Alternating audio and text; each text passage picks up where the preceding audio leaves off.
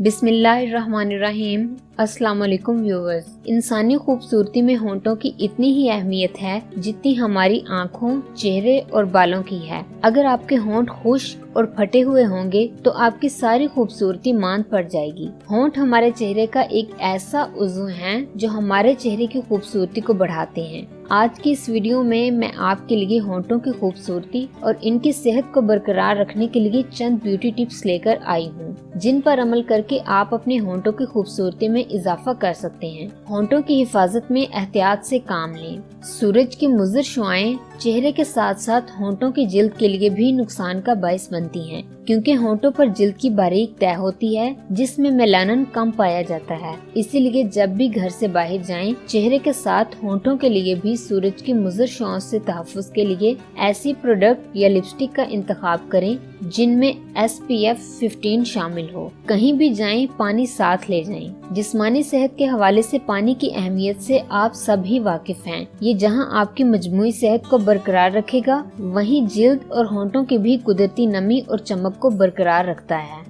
Lip balm का इंतखाब। आप ऐसी बाम का इंतखाब करें जिसमें होंठों की कुदरती नमी को बरकरार रखने वाले अज्जा मौजूद हों, जैसे शहद की मक्खी से हासिल होने वाला मोम, तुखम मलंगा से बनाया गया मक्खन, विटामिन E और नारियल या बादाम का तेल वगैरह। इसके साथ ही पेट्रोलियम जेली और वैसलीन भी होंठों के लिए काफी कारआमद है। होंठों पर जुबान फेरना। अक्सर लोगों की आदत होती है कि वो मुसलसल अपनी जुबान होंठों पर फेरते रहते हैं। इस तरह लुआब में शामिल अनासिर होंठ की बैरूनी तह, जो कि हिफाजती तह कहलाती है, इसको बुरी तरह नुकसान पहुंचाकर होंठों की खुश्की का सबब बनते हैं। आप इस अमल से गुरेज करें और होंठों पर लिप बाम का इस्तेमाल करें।